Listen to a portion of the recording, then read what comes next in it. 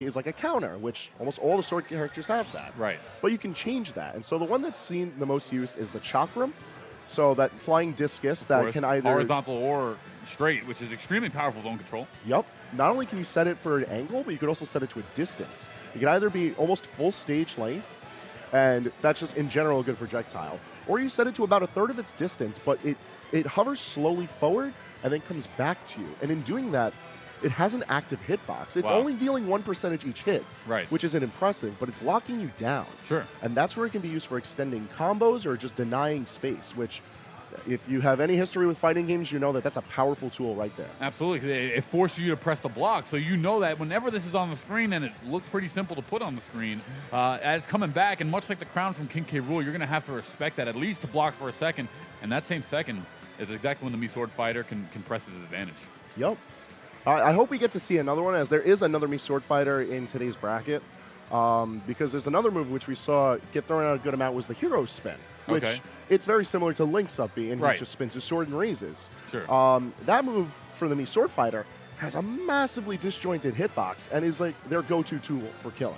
Up B. Yeah, it looks weird, and the character itself is very strange because he's just a Mii, but in the right hands, it's a character that cannot be slept on. Well, we'll see a lot more of that. You know, as this game progresses, who knows? We're only a month in. A lot of people forget that the game's been just getting so much playtime, so much airtime that we are only a month in, and the tier list can rapidly change at any point in time. Not only based on patches, but just also based on new tech discovered. I mean, who knows what could possibly be found out at some point in Smash Ultimate? That's absolutely true. We also don't know like what happens as far as like character metas developing like on the low. Like people that are playing characters that are grinding them, they find something spicy. They find something that's like, this could change the game. Sure. And then they stay hush about it. Win a tournament, win a major, sneak one under the belt, and then you learn about it. And then all of a sudden, that just goes away. It gets patched out magically, but they kept it hidden for that time. Some people do that. I mean, Snake, the first winner of the first tournament as Snake was someone that did that. Really, granted, it was a new game and there were a lot of new characters, however, but they straight up, everyone was like, oh, Snake, it's been good before, but probably medium or maybe lower this time. He swiped the tournament due to the fact that the projectile game was just insane. You have to keep track of so many different projectiles. It's overwhelming. Yep. MVD taking Don't Park on the Grass 2018 with Snake was a very interesting case because a lot of people saw Snake's tools and they're like, oh, he's cool. He can do some things. Right. But he's too slow. There's no way he could really do any damage. Ends up fighting what was once one of his teammates for Panda Global, one of the best Pikachus in the world. And Pikachu has always been regarded as one of the fastest, most dangerous characters for his aggro game. Sure. So I think that just goes to show it's like you have to know who you're fighting, you have to know what you're fighting, and like you really cannot judge the book by its cover because there's so many odd meta developments that we're looking at. For instance, you and I were talking about Palutena a little bit earlier. Sure.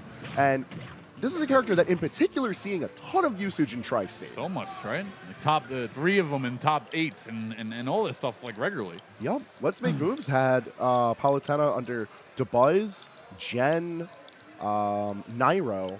Right. And that's just scratching the surface of Palutenas that are just in New York. Right. Just in New York and New Jersey. Wow. And it's like, this is a character that we're not really seeing elsewhere, but we get a good idea of why she's being used because she can occupy space really well. She stays very mobile when she does so. And her kit, even though it's very flashy, it's fairly minimalist. She just has solid pokes, good enough combo game, doesn't have to worry about the kill. And at the end of the day, that's all you really need. No one really knows any super cool gimmicks yet or any crazy setup, over the top stuff for sure. And like you said, it's just such an honest game style. Put forward B, put forward special on the screen, play around it. Once you get him in the air, that's where she really excels, right? All of her moves, her nair, her up air, 5-in-1s, 4-in-1s, massive combo potential, and they also have knockback. And like you said, we've seen a lot of Palutena, at least here on the East Coast, as we get into this next game. So stepping up to the plate on the right side, we have Prettiest Girl in School. Prettiest Girl, okay. One of the best tags like ever on the East Coast. I'm going to leave the players, to you before I get the infographic of them being pretty new to Smash. I'll leave that one to you. I mean, hey, listen, we welcome all, man. And you know your way around the mic. Now it's just a way to get you knowing your way around the scene. Oh, I love it. I really can't express this enough if you're trying to cast or anything. Find a game that you're so passionate about. I literally have only played this game for a month. I've never played any other Smash Brothers. I've played them, but not owned them, went hard on them. Yeah, I get you. I played Brawl for a week or two. I used Ike, but I mean, it's literally, I'm not only am I astounded, I've been in esports for a very long time, not only am I astounded by the potential of the Smash community, being able to regulate itself without true support from Nintendo is beyond astonishing to me from a community aspect, but the game is also, especially this one, phenomenal. It really is a game that brings people together, and a lot of Smash players have agreed that this is one of the more fun games to bring people into it, and it's easy to see why people could like this game competitively, whereas with other Smash games, it may have been a bit more niche, so it's a bit harder to bridge that gap, but Ultimate is definitely a way of bringing players from all different sides together. Right now, we're looking at these two players. We got PGIS, for short for Prettiest Girl in School, and Panda on the left side, rocking Lucina. Character, we've been a lot of talk about these sword characters. Where are they going in the tier list? They're all pretty good. And we haven't seen a lot of Lucina, but we're definitely seeing her now. Let's see how it works out for Panda. As so far, it's Prettiest Girl in School who's just holding it down with the Lucario and another Pokemon. Yeah, you're going to see a lot of those. Although, for what it's worth, PGIS is our premier Lucario player of Long Island and, honestly, of New York. There are very few Lucarios, but the Lucarios we do have definitely know how to rock the character and show why he's super dangerous. Woo! Woo! And that just goes to show with taking the first stock. One of those, his projectile, it covers so much space. The hitbox is massive on it that if you try to ledge guard Lucario, he's going to launch it, and either time you want to jump, or he's going to hit you just like that coming off the ledge. Now, the reason we see a lot of Lucinas and, in general, sword characters is because they're able to safely pressure often. They have a solid disjoint by way of the fact that almost all of their moves have to do with the sword. Right. It allows them to occupy space decently, and more importantly, once they get control of the ledge, getting their opponent off stage is where you'll see a lot of the damage get racked up. A lot of that stage control just gets locked down. Stocks will get dropped as soon as the sortie controls the ledge confidently. However, in this particular matchup, it's a bit more difficult to see that just because Lucario is the type of character who can move around fairly freely. We see PGIS wave landing with the Aura Sphere. All it really means is he's able to take the Aura Sphere's input while inputting a movement, and it allows him to move around while charging the ball. That is sick. And not only that, well, he charges you. If he lands on on you while he's charging, it will actually force you on block while he's getting a charge off, which is, I mean, really interesting stuff. Wow, great job there. Grab comes out. Night, as PGIS winds up going up 3-1 on the stock. And he's going to be able to come back safely. Another thing about Lucario is the fact that his Aura mechanic makes a return in this game, and it's a little bit more streamlined. They made it so that Aura isn't as influential to him. And just in case you aren't familiar with what Aura is basically the further that Lucario is damaged, the more that he's going to have knockback behind his kit. Sure, now, there's already a uniform mechanic across the cast for that called Rage, which you brought that up earlier. Sure. And it does stack with Lucario's Aura boost. Now, coming from Smash 4's Ultimate, what they did was they streamlined Aura's scaling a little bit less so that it's not as impactful. But in return, they made a lot of his normals a bit juicier. They made it so that they have more knockback to themselves. They have more respectable hitboxes. Lucario is able to play a bit of the game more normally instead of being an incredibly odd character that he once was. Now, in the hands of someone who knows what to do with that, it just makes Lucario that much more deadly of a character. And we're seeing that from Prettiest Girl in School, still sitting on his third stock here, 182%, and he's just been playing perfectly, literally has not been knocked out yet. And that will be the first one, as Panda has a lot of work to do. Still not out of it, though. 60%, well, this is where it starts getting a little bit tougher. Yeah, it's going to be a bit of that uphill battle, but for what it's worth, Lucario's Aura makes it so that some of his attacks are a bit weaker when he has that substantial a lead, and PGIS is sitting on quite the lead right now. He's only just barely taking this damage from Panda, but Panda's sitting on 104 right now, and he's consistently struggling to control center stage as PGIS keeps on boxing him right out of it. The threat of Aura Sphere is too great for him. Yeah, and then it's really just the movement I feel like has really been affecting Panda. PGIS has been holding it down as far as just he's keeping it random, and by that I mean his patterns. He's not really staying under any certain thing. There we see the short hops. Before he was going for double jumps to charge the ball, and now he's going to get back to the ledge pretty easily. As we're looking at Panda trying to get the second stock, but that's going to do it. Wow. We constantly saw PGIS throwing out moves so he can contest that center stage, and it's super important on a stage like Unova and Pokemon League, because the stage itself is relatively small. Right. There's not a lot of room to maneuver on, and even though it's got like decent enough blast zones and it's got the platforms to move around, controlling the base platform is super important for both Lucina and Lucario. I mean, in general, controlling the stage is like important. That's how you're making sure you're not dropping stocks. Right. But both Lucina and Lucario, they want some room to breathe. They want to be able to juggle their opponents, move away safely, dip in and out as the battle goes. And for a stage like this, controlling that center stage is so pivotal. And we didn't really see PGIS commit too hard to controlling it. It was mostly the Aura Sphere movement. Right. But as we saw from that final stock, coming with the back air, he's willing to change it up, and he also brought that up. Yeah, and exactly what we saw. Now, what do you think is going to be the key here for Panda to take this second game? He has a little bit to make up. Maybe we're going to see a stage selection change here, as both players will stay the same character, so no counter pick coming out there.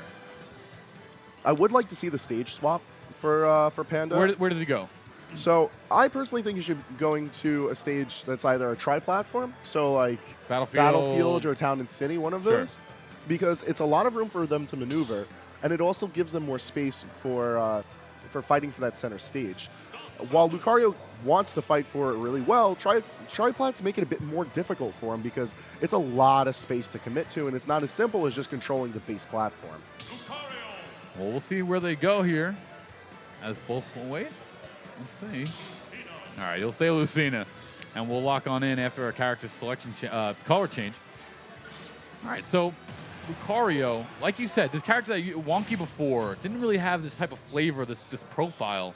Now does, and what would you say it is? I feel like it's movement based, but it's also it's very strategic movement. It looks kind of like, oh, he's flying around random, but there's a lot of thought behind that process. Yeah, it's the thing with him is that a lot of his hitboxes are fairly precise. Right. Like, it's not like with Lucina where she waves her sword forward for her forward air, and it just occupies like a fan of space in front of her. With Lucario, he has to take up very specific amounts of space that require him to dig deep into his opponent. He has to be right on top of them. So you got to be ready for that commitment. You have to have enough space to be able to move in on them. Also take into consideration the damage you take, and like, is it a worthy trade?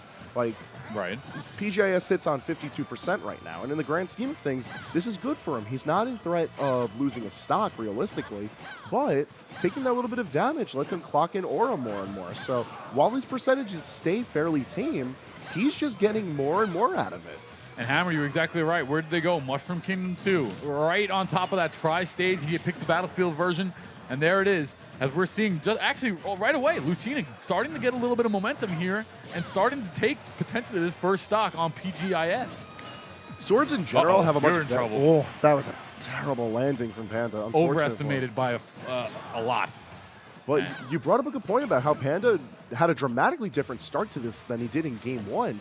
And that's predominantly from the fact that Swords can control aerial space very well. They can always contest for it, and if they do have control of it, they can constantly block out their opponent because a lot of their pressure comes from their aerials.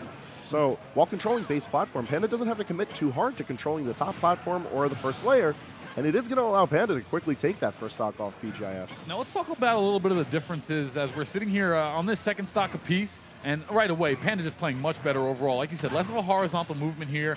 The up air controls so much base. But let's talk about the difference between the Fire Emblem characters and mainly Lucina. What's the buff that she gets from the sword damage? Is that what it is? So the way that it works is that Lucina is an Echo Fighter to Marth, and by that they have very similar kits, nearly identical. But the biggest difference is that Marth plays in a way that he wants to aim a lot of his attacks to be at the end of his sword, the tip as it's usually referred to. And because of that, it has more damage. I think it's a 1.3 multiplier. Don't quote me on that. But still, 1% alone is enough and a lot.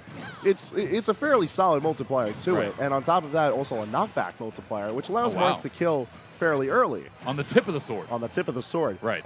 And that modifier goes in the opposite direction when it's towards the hilt of the sword or the base. When it's not as precise as a move, you're not as rewarded for the spacing. I see. For Lucina, what they do is they equalize the knockback across the blade so that it doesn't matter if Lucina's right on top of you and is hitting you with the hilt or is at the very edge of the tip. Ooh. It's all going to be the same. And because of that, it's very good for fighting a character like Lucario, who you know is going to want to dive deeply on top of you. You want to be able to box out that space, but without having to remind yourself to commit to a set distance.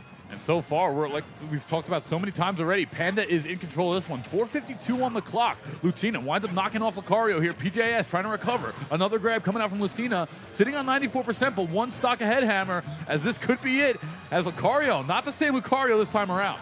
Yeah, PGIS doesn't have as much steam beneath him this time around. I think it's just because there's a lot more space for him to have to try and fight back off against Panda. And Panda is just going at him. He's finding these openings constantly. And it's making it a lot more even-handed of a fight. And right now, PGIS just said, I've had enough. Charges up that neutral B, lets it fly twice in a row, connects. And it's one stock apiece. But 118 for PGIS is not looking too good. But this is Lucario in his prime, you got to remember. Sure. Now they're at even stocks, but PGI sits on a heavy percentage deficit, and because of that, he is blazing with the Aura right now. It's going to take him not a lot of time to charge up his Aura Sphere to max size, and look how much size that is. As 137%, I mean, but like we said, with the double rage and the Aura, 60% or so, and you're in trouble. As this is still anyone's game, folks. I'll be perfectly honest with you, Rabies. If Panda cannot end out this stock soon enough, he's in trouble. He is in threat of losing a stock because Lucario comes packing heat. He's sitting at max rage now, and the Aura is only going to clock further and further. But a forward air is going to allow Panda to bring us to a game 3. Love what I saw there from Panda.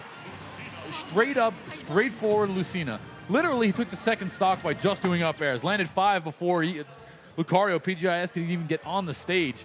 And that's what I noticed a little bit also when we talk about, the air game as far as Ultimate. You can talk about the previous iterations, but was it always if you air dodge, not only does it not start instantly, but you got to really be specific with it.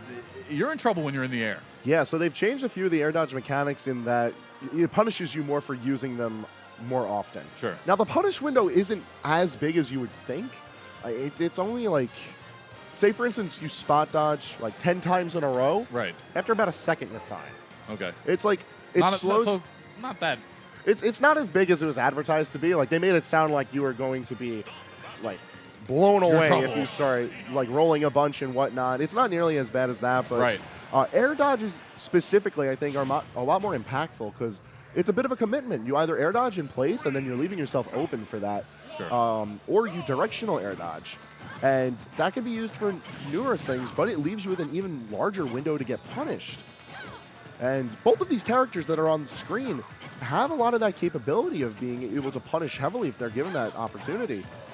One thing I'm noticing from Panda right off the rip here, as it has been another counter pick as this is Town and City. This is Town and City. Another tri-stage map.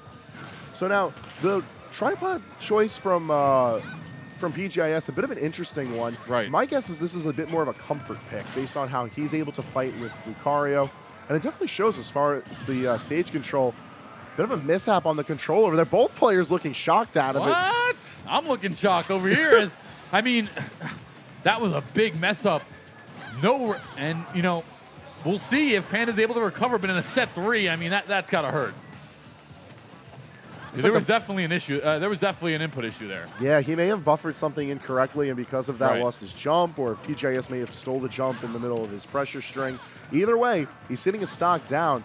Although, if Panda's looking to fight like he was in Game 2, he should be able to even this up fairly well. He's fighting with a new fervor under him from what we saw in the start of the set, at least. You're so right about that, Hammer. You can just tell he's moving more comfortable, more fairs. We're seeing the forward special come out more. Get that 4-in-1 knockaway, and that's really important, especially when you're talking about Lucina. Just keeping it mixed up. You got to keep those blades on the stage all the time, and that's going to be a tie-up, 27%, as Panda battles right back into this one.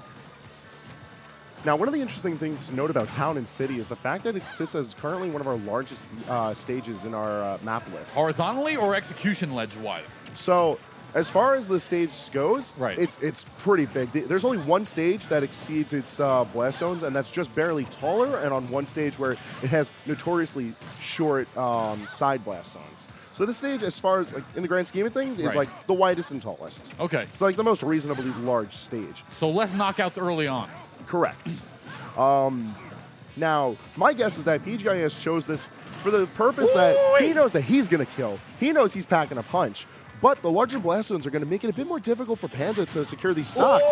Panda doesn't care about that, though. This is great. Game 3, this is what it's all about. One stock apiece, 0%. Anyone's game, 5:36 on the clock. And one of the things about Town and City that's really interesting is the fact that the stage actually changes. The battlefield and the zones and really just the platforms change regularly. And I really like that about this map. It goes between this two-platform layout where the platforms hang along the edge right. to the tri-plat layout that's sort of an inversion of Battlefield. The platform layout that we're seeing here benefits greatly to a bit more defensive play because it's like you can hang on the ledge, you can use it to recover. It gives you a bit of space to bait a punish out. And I feel like if Panda takes advantage of that, he could radically change the pace of this match. But right now, both of these guys are going full steam ahead on each other. Whoever has been able to control the stage has been the victor, at least to the stock, 75-50. Panda going into that red zone, so it's still anyone's game, though, as we're seeing now Panda gain control of the stage. Oh, and that grab's going to hurt things and change it up a little bit here. PGIS doing such a good job of maneuvering around with the Aura Sphere. He's threatening a bunch of space when he does that. Yeah, he can let the Aura Sphere rip if he's going to charge it, but the fact that it's just an active hitbox is super dangerous, and just like that, lets it go, fist bumps the head, and PGIS is going to advance on the winner's side of bracket.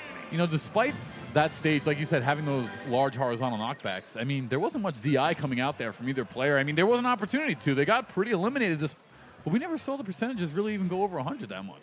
It was just a matter of, like, they both saw the opportunity to kill, right. and they took it immediately.